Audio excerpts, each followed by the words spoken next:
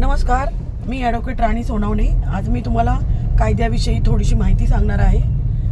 लग्नाविषयी माहिती सांगणार आहे की लग्न जे असतात, लग्न वेगवेगळ्या धर्माप्रमाणे, रीतिरिवाजाप्रमाणे होतात। तर लग्न हे कुठेही करू शकता तुम्ही, कार्यालयामध्ये करा, आळंदीला जाऊन करा, कोणत्या मंदिरात जाऊन करा, कुठेही करा।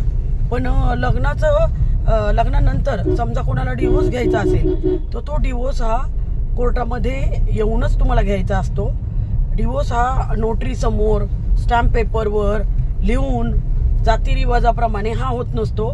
कायद्याने त्याच्यामध्ये कलम आहे हिंदू विवाह कायदा 1955। जर लग्न हिंदू विवाह कायद्याप्रमाणे झालं तर हिंदू विवाह कलम 13(1) प्रमाणे घटस्फोट कोर्टामध्ये तुम्ही दाखल करू शकता। आणि असंच वेगवेगळ्या कास्ट प्रमाणे, वेगवेगळ्या कायद्याप्रमाणे ती कलम आहेत आणि त्याप्रमाणे तुम्ही कोर्टामध्ये डिवोर्सची केस दाखल करू शकता।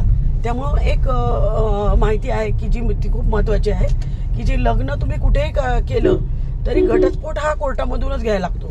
परवाच मला एक कन्सल्टेशन आलं, ऑनलाईन कन्सल्टेशन होतं, आणि त्या व्यक्तीने मला विचारलं की हे जे लग्न जे आहे ते आम्ही या मंदिरामध्ये केलं होतं आणि आता दोघांना राहायचं नाहीये, त्यामुळे आम्ही आता काय करतो, जाती रिवाजाप्रमाणे त्यांचा घटस्फोट काडीमोड घेतो, तर चालेल का? तर मी त्यांना ही सगळी माहिती सांगितली। तर मला असं वाटलं की ही माहिती सगळ्यांनाच असणं खूप गरजेचं आहे, कारण बऱ्याचदा ही लोकांना माहिती नसते आणि त्यामुळे त्यांचं नुकसान होऊ शकतं। त्यामुळे ही माहिती तुम्ही स्वतःला आवडली तर मला नक्की कमेंट बॉक्समध्ये सांगा, आणि हा व्हिडिओ ऐकला असेल तर दुसऱ्यांनाही पाठवा, म्हणजे त्यांनाही माहिती मिळेल। बाय।